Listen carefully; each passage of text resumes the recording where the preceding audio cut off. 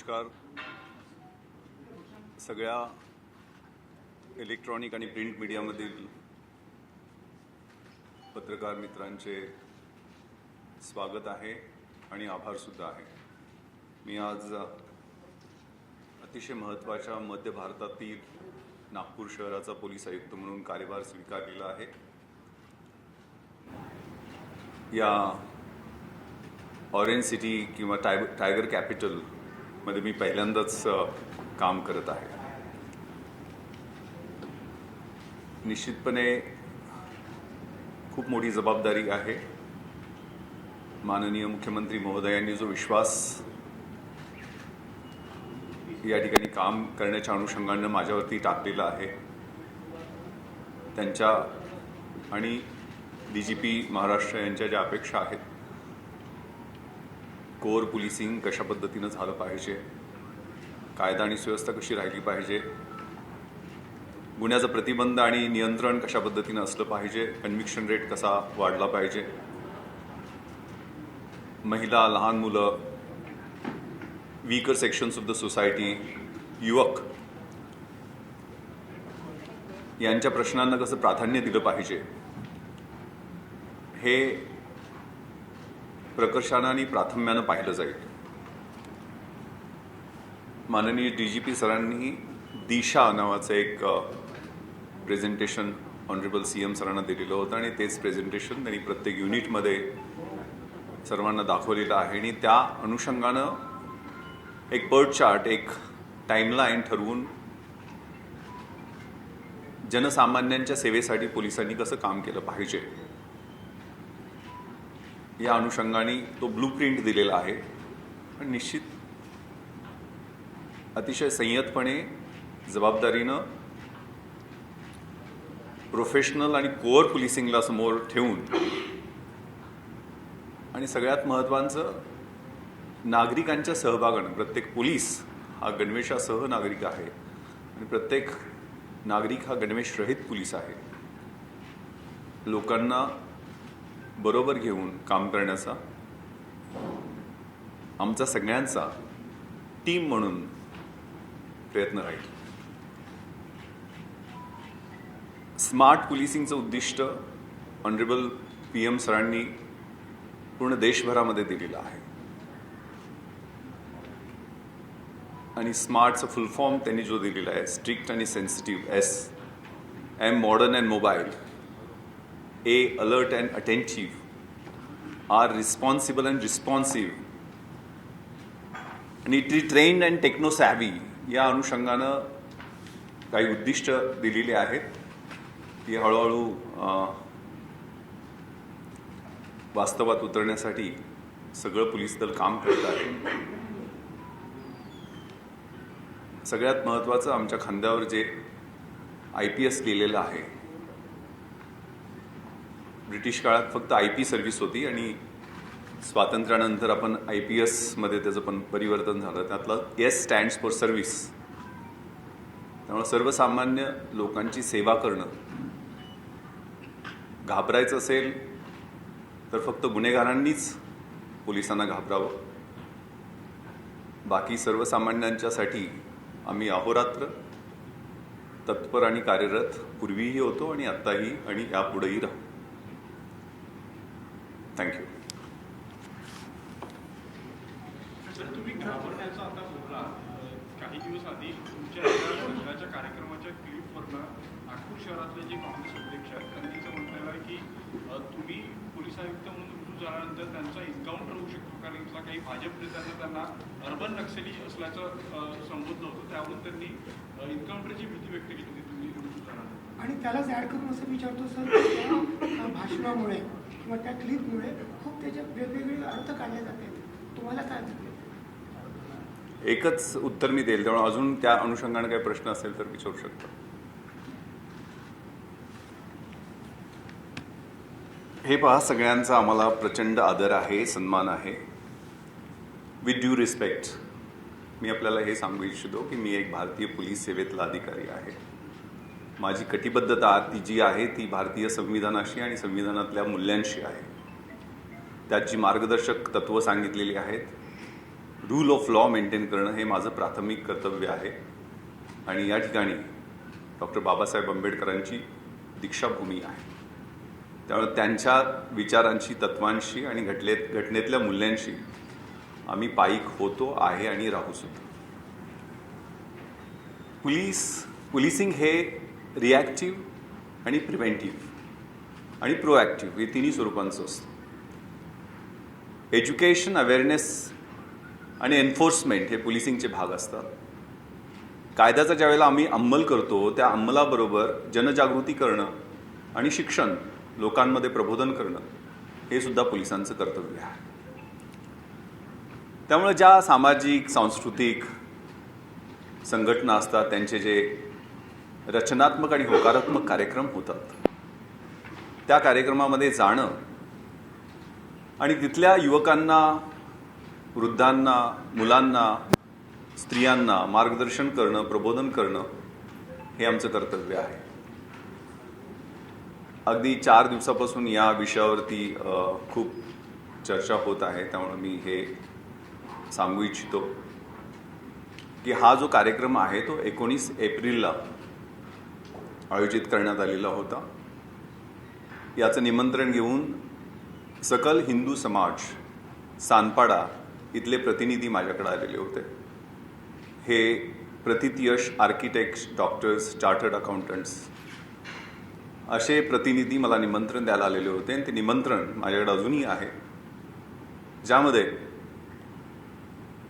सांताक्रूजच्या योग इन्स्टिट्यूटच्या 90 वर्षाच्या हंसाजी या योग प्रबोधन योगावरती मार्गदर्शन करणार होत्या. सी-स्टॅट म्हणजे जे कस्टम, सेंट्रल एक्साईज आणि सर्व्हिस टॅक्सचे ॲपिलेट ट्रिब्युनल आहे त्याचे कमिशनर साहेब हे GST आणि सीमावर्ती GST मधले रिफॉर्म्स आणि सीमावर्ती शुल्क कशा पद्धतीनं त्याच्यात बदल झाले यावरती मार्गदर्शन त्यांनी त्या कार्यक्रमात केलेलं आहे. स्पिरिच्युअल लीडर्स म्हणजे इस्कॉनचे प्रमुख डॉक्टर सुरदास प्रभूजी आणि ब्रह्मकुमारीच्या शीला दिदी यांनी स्पिरिच्युअल लेक्चर्स त्या ठिकाणी दिलेलं होतं. आणि या कार्यक्रमाचं निमंत्रण हे कुटुंबियांना म्हणजे त्यात महिला, मुलं, ज्येष्ठ नागरिक या सगळ्यांना बोलवण्यात आलेलं होतं. हे पहा, मी दरवर्षी रमजान ईदच्या दरम्यान वेगवेगळ्या कॅपॅसिटीमध्ये मी या महाराष्ट्रात काम केलेलं आहे. 30 वर्ष मी पोलीस सेवेत आहे. जैन धर्मियांच्या, बौद्ध धर्मियांच्या, वसई विरार आणि बँड्रामध्ये कार्यरत असताना ख्रिश्चन धर्मियांच्या कार्यक्रमाला जाणं, त्यांच्या रचनात्मक कार्यक्रमाला जाणं हे माझं नित्याचं आहे आणि मी जात असतो. हाही कार्यक्रम संध्याकाळी माझ्या ऑफिसच्या आवर्स नंतर होता. त्यामुळे हा 8 वाजताचा कार्यक्रम होता. त्या कार्यक्रमासाठी मी गेलेलो होतो. आणि त्यामध्ये जसं मी इफ्तार पार्टीला बोलतो की एक ही सपमे खडे हो गए दोनों नर, कोई रहा बंदा न कोई रहा बंदा नवाज, म्हणजे सुराल फतियापासून मी माझ्या भाषणाला सुरुवात करत असतो. रमजानचं महत्त्व पटवून देताना हा फक्त तोंडाचा, जिभेचा, डोळ्यांचा रोजा नसून हा चांगलं पाहायचं, चांगलं बघायचं, चांगलं बोलायचं, वाईटापासून दूर राहायचं, परहेजगार व्हायचं हे अभिप्रेत आहे. तसंच मी या कार्यक्रमामध्ये सुरुवातीला एको देवा सर्व भूतांतरात्मा एकम सद्विप्र बहुधा वदन्ति, एकच ईश्वर आहे आणि त्याची वेगवेगळ्या रूपामध्ये प्रार्थना केली जाते. मी या भाषणामध्ये तैत्तरीय उपनिषदामधला शांती मंत्र सांगितला, ज्याच्या क्लिप्स म्हणजे सिलेक्टिव्ह एक छोटीशी क्लिप ठेवली, पण दुसऱ्या पण क्लिप्स आहेत, आपण कृपया पाहाव्या. त्यामध्ये ओम सहना भवतु सहनो भुनक्तु सहवीर्यम कर्वावहे तेजस्विना वदितमस्तु मा विद्विषावहे. आपण सगळे एकत्र येऊन परमेश्वराने आपला स्वीकार करावा, आपल्या सगळ्यांचं संरक्षण करावं, आपलं ज्ञान हे एव्हर फ्रेश राहावं आणि let's not hate each other. एकमेकांचा द्वेष, तिरस्कार, असूया, चांगलं न बघवण्याची वृत्ती ही नष्ट व्हावी. धर्मामध्ये सगळ्या 3 क्रियापद आहेत, to love, to help and to serve. त्या भाषणातल्याच मी गोष्टी सांगतोय. प्रेम करणं, मदत करणं, सेवा करणं. आणि आपली जी संस्कृती आहे ती संस्कृती म्हणजे स्वतःशी उपाशी राहून दुसऱ्याला भरवण्याची संस्कृती आहे. विकृती जी असते ती दुसऱ्याच्या ताटातलं ओढून घेण्याची असते आणि प्रकृती स्वतःच्या ताटातलं स्वतः खाण्याची असते. पण स्वतः उपाशी राहून दुसऱ्याला भरवणं. आणि त्या भाषणामध्ये मी ज्ञानेश्वरीमधील पसायदानाबद्दल खूप डिटेलमध्ये बोललेलो होतो. दुरितांचे तिमिर जाओ, विश्वस्वधर्म सूर्य पाहो, जो जे वांछील तोते लाहो प्राणी जात. विश्वबंधुत्वाची, सौहार्दाची आणि प्रेमाची शिकवणूक देणाऱ्या धर्माबद्दल बोलून त्याच्यानंतर मी व्यसनाधीनता, ड्रग्ज, कारण मी 3 रेव पार्ट्यावर रेड केलेल्या आहेत, त्या अनुषंगानं ड्रग्सच्या अनुषंगानं युवकांचं प्रबोधन केलं. पोलीसमधल्या करिअरमधल्या संधी आणि सगळ्यात महत्त्वाचं प्रिव्हेन्शन ऑफ करप्शन ॲक्टबद्दल माहिती दिलेली आहे. हे रचनात्मक चांगलं होतं आणि चांगलं बोललेलो आहे. त्यातून कोणी काय अर्थ लावला याच्याबद्दल बोलणं उचित नाही. यामध्ये कुठल्याही कंडक्ट रूलचं मी भंग केलेला नाही. हा कार्यक्रम वंदे मातरम ह्या आपल्या राष्ट्रीय गीताला 150 वर्ष पूर्ण झाली आणि RSSला 100 वर्ष पूर्ण झाली. या निमित्तानं सकल हिंदू समाजावतीनं आयोजित करण्यात आलेला होता आणि त्याबद्दल त्यावेळेला जे काही मी बोललो ते माझ्या कायद्याच्या चौकटीत आणि नियमांच्या अनुषंगानं सगळ्या बरोबर गोष्टी राहतील याची दक्षता घेऊन बोललेलो आहे. धन्यवाद. नागपुरात आहे असं आता जे अपराधी अशांना काय चेतावणी नाही तुमच्याकडनं? तर याला जोडून नागपुरात काय चॅलेंजेस वाटते? मुंबईत किती वर्ष काम केलं, नागपुरात काय चॅलेंजेस वाटते? हे पहा, इथं अहोरात्र काम करण्यासाठी मी आलेलो आहे आणि मोस्टली म्हणजे रात्री फिरणं हे माझं म्हणजे पॅशन आहे. मी DCP, joint CP, additional CP या पिरियडमध्ये या वेगवेगळ्या कॅपॅसिटीमध्ये मुंबईत काम केलेलं आहे आणि मुंबईतली चॅलेंजेस वेगळी आहेत, नागपूरची चॅलेंजेस ही वेगळी आहेत आणि माझे सगळे सहकारी अधिकारी आहेत ते अतिशय कॉम्पिटंट आणि अतिशय प्रोफेशनल आहेत. आमचे DGP सर आहेत, त्यांचं मार्गदर्शन, त्यांच्या नेतृत्वाखाली मी ॲडिशनल CP वेस्ट रिजन म्हणून मुंबईत काम केलेलं आहे. अतिशय प्रामाणिकपणे या शहराची सेवा करण्यासाठी आम्ही सगळे कटिबद्ध आहोत. इथली जी आव्हानं आहेत त्यामध्ये मूलतः जे ऑपरेशन थंडर सुरू आहे युवकांना, कारण मी प्रोॲक्टिव्हली मुंबईत 2 रेव पार्ट्यावर रेड केलेल्या होत्या आणि सिंहगडाच्या पायथ्याशी जी 2007ला त्यावेळेला मला त्याची चाहूल लागलेली होती की हा ड्रग्सचा प्रॉब्लेम हा मेजर प्रॉब्लेम होणार आहे. म्हणजे विद्यार्थी आणि युवकांना प्रोॲक्टिव्हली या मिनेसपासून वाचवणं हे आमचं प्रथम कर्तव्य आहे. महिलांची सुरक्षितता हे प्रत्येक ठिकाणचं मुख्य प्रायोरिटीचं आव्हान असतं, पण पोलीस उपस्थित असताना सुरक्षित वाटणं हे काय फार ग्रेट नाही आहे. पण पोलिसांच्या अनुपस्थितीमध्ये या शहरातील सर्व मुलींना, माता भगिनींना सुरक्षित कसं वाटेल यासाठी काही प्रोॲक्टिव्ह प्रयत्न मी नाशिकला CP असताना, वेस्ट महाराष्ट्राचा IG असताना आणि जॉईंट CP मुंबई असताना 100 निर्भया पथकं आम्ही मुंबईमध्ये लॉन्च केलेली होती. त्यामध्ये मुळात हे पेट्रोलिंग आहे ते सिव्हिल ड्रेसमध्ये छुप्या कॅमेऱ्यासह आणि त्याच्याबरोबर 4 जणांची टीम आणि जास्तीत जास्त 15-20 दिवसात ती केस चार्जशीट कशी होईल याकडे लक्ष होतं. अगदी काही केसेसमध्ये आम्ही फास्ट ट्रॅकमध्ये घेऊन 6 महिन्यामध्ये शिक्षा पण आणल्या. महिलांची, मुलींची, कारण हे शहर आहे ते इंडस्ट्रीयल हब बनत आहे, कमर्शियल हब बनत आहेच, बनलेलंच आहे.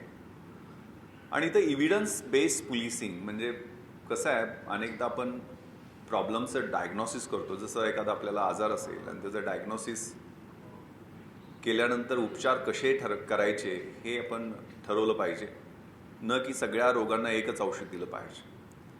त्यामुळे कमर्शियल एरियामधले प्रश्न वेगळे असतात, इंडस्ट्रियल एरियातले प्रश्न वेगळे असतात, रेसिडेन्शियल एरियामधले प्रश्न वेगळे असतात, एखाद्या ठिकाणी शाळा कॉलेजेस असतील तिथले प्रश्न वेगळे असतात, बाजारपेठातले प्रश्न वेगळे असतात, रेसिडेन्शियल एरियातले प्रश्न वेगळे असतात. त्यामुळे तिथल्या डेमोग्राफीचा आणि टोपोग्राफीचा आणि तिथल्या क्राईम पॅटर्नचा अभ्यास करून एक चांगलं पोलिसिंग देण्याचा आमचा प्रयत्न राहील. Traffic management, again fatal accident कमी करणं हे दिशामध्ये आम्हाला दिलेलं एक महत्त्वाचं उद्दिष्ट आहे. ऑलरेडी शहरामध्ये त्या फ्रंटवरती खूप चांगलं यश मिळालेलं आहे. अजून ट्रॅफिकची शिस्त, हे कायद्यांची अंमलबजावणी टू द कोर व्यवस्थित कशी राहील आणि प्रोफेशनल बेसिक पोलिसिंग कसं राहील हीच प्रायोरिटी राहील. त्यामुळं हे जर बेसिक पोलिसिंग व्यवस्थित केलं तर कायदा आणि सुव्यवस्थेचे आणि गुन्हेगारीच्या संदर्भातले सगळे प्रश्न मिटत असतात. थँक्यू. सर, एक गृहमंत्र्यांचं शहर आहे तुमचं, त्यांच्याशी किंवा बोलून जरासं त्यांनी काही टास्क वगैरे दिलेला आहे आणि हे किती वेगळं चॅलेंज आहे.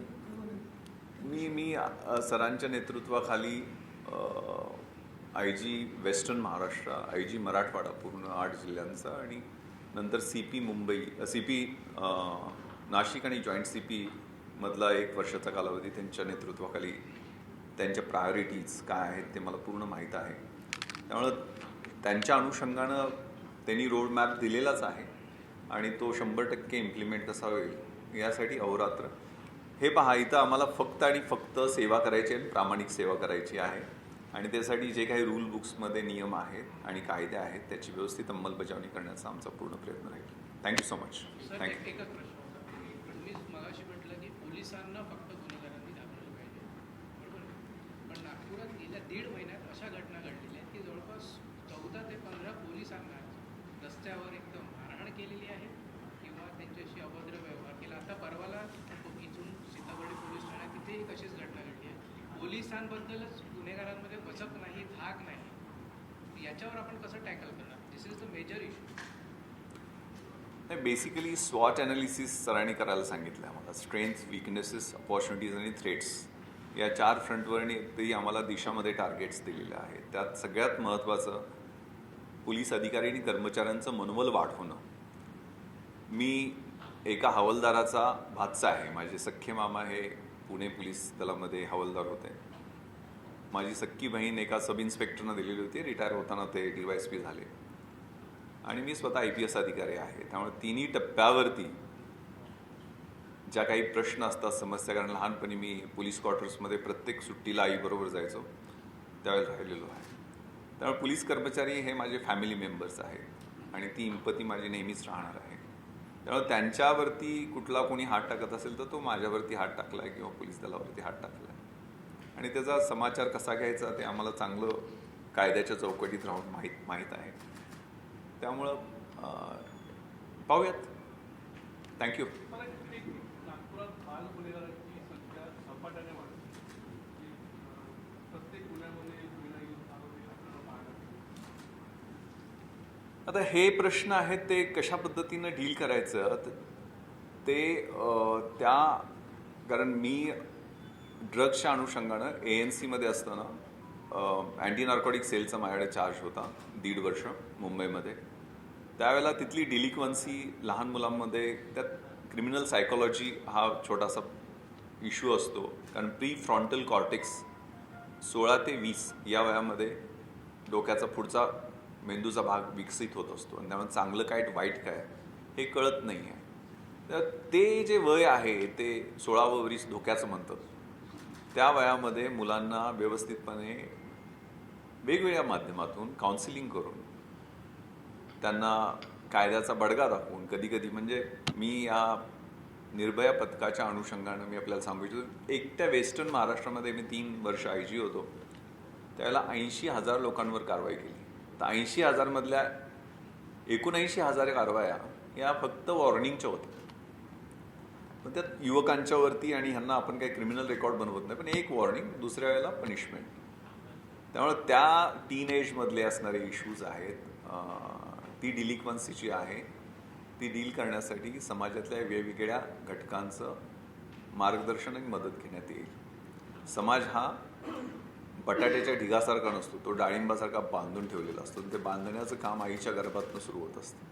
त्यामुळे कुटुंबाची त्यात भूमिका काय असेल, शाळांची काय राहील, कॉलेजेसची काय राहील आणि बाकीची आपली मीडियाची, आपण सगळेजण मिळून या शहराच्या कायदा आणि सुव्यवस्थेसाठी, विकासासाठी सगळेजण आपण कटिबद्ध आहोत.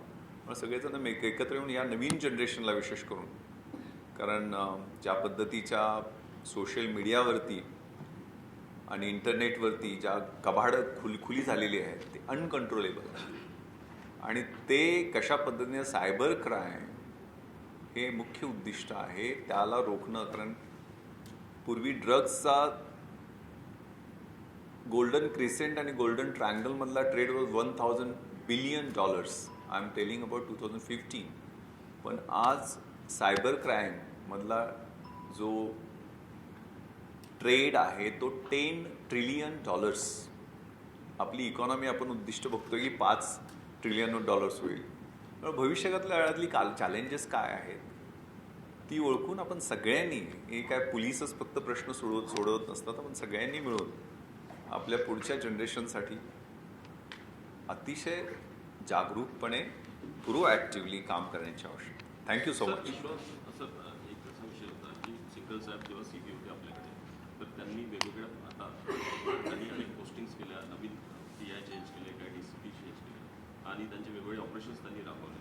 तर विश्वास नांगरे पाटील तुम्ही आता CP झालेले आहेत, तर आपण या ज्या पोस्टिंग्स आहे या टीम्समध्ये काही चेंज करणार आहे, टीम बदलवणार आहे की ते जे अगोदरचे जे ऑपरेशन सुरू होते ते तसेच कंटिन्यू राहणार आहे? मी सिंगल सरांकडून CP नाशिकचा चार्ज घेतलेला होता. त्यांचे अनेक प्रोॲक्टिव्ह आणि रचनात्मक असे जे काही प्रोग्रॅम्स आणि स्कीम्स होत्या त्या मी कंटिन्यू ठेवलेल्या होत्या.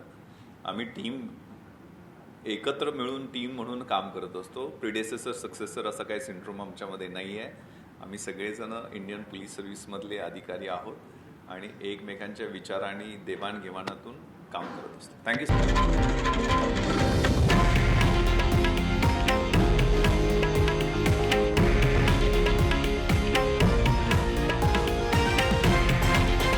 हे आहे देशातील नंबर 1 न्यूज नेटवर्क आणि आपण पाहत आहात TV9 मराठी, एकमेव.